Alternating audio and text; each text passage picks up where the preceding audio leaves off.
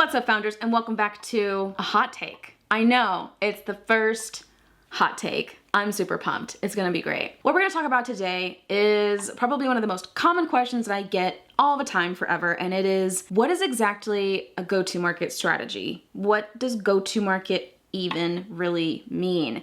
We're gonna break it down really quick.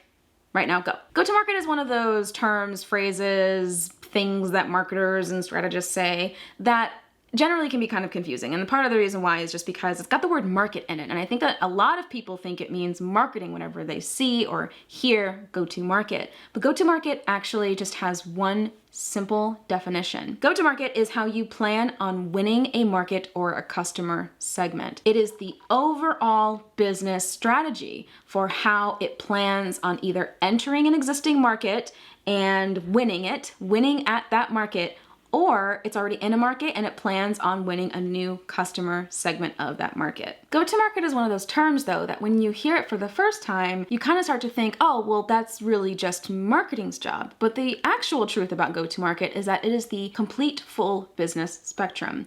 It includes many different departments and parts of the team. That includes marketing, that includes sales, that includes product if you have a product team or product part of the business. It could also be services, client services, whatever your business ultimately is. All of the parts of go-to-market, every single department and function supports overall go-to-market. So when we say go-to-market strategy, we really mean how your entire business plans on entering a market in its entirety. And the job of go-to-market strategy is ultimately to help you win that market or the customer segment. There's a common misconception, though, that one team or one business owns go-to-market strategy, and usually that falls into the lap, if you will, of marketing or maybe even product. But the real truth is that it's all of these teams combined. Now, if you're thinking to yourself, oh man, I don't think I've ever really sat down and defined my go-to-market strategy, then you are in for a treat.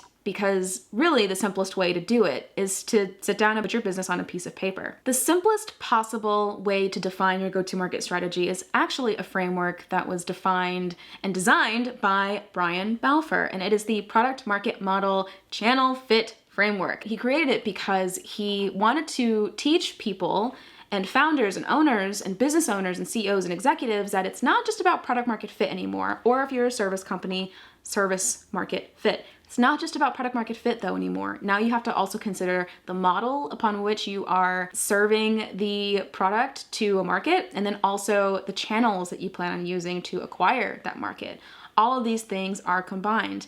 If you go and look up the Product Market Model Channel Fit Framework, you can actually use that to define what your go-to-market strategy ultimately is today if you've never actually done it before. And the last thing I'm going to leave you with is this other fundamental truth. It's another hot take, and it's a thing that people don't realize if they've never sat down and they've, defined their go-to-market strategy. And it's that whether you've defined your go-to-market strategy or not, you and all of your other executives and team leaders, whether that's sales, marketing, product, engineering, customer support, customer success, doesn't matter who, everyone is always constantly making decisions about that go-to-market strategy, whether you know it or not.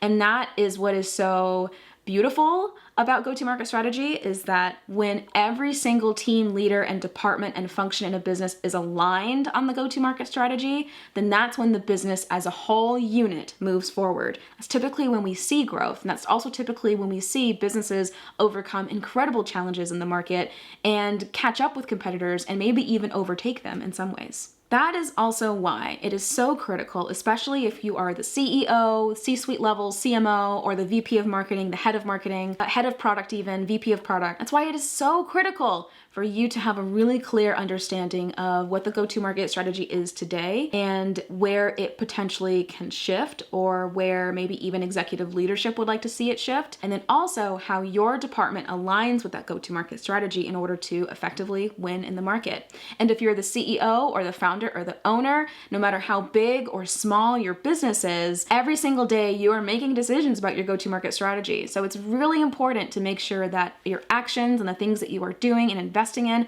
ultimately align with that go-to-market strategy so that way it can actually help you win in that particular market. That's pretty much everything that I have for today in this hot take. Thank you so much for watching. I really hope that this was helpful. Please like and subscribe. And if you have any thoughts, comments, suggestions, ideas, leave a comment down below. In the meantime though, I will catch you in the next one. Bye guys.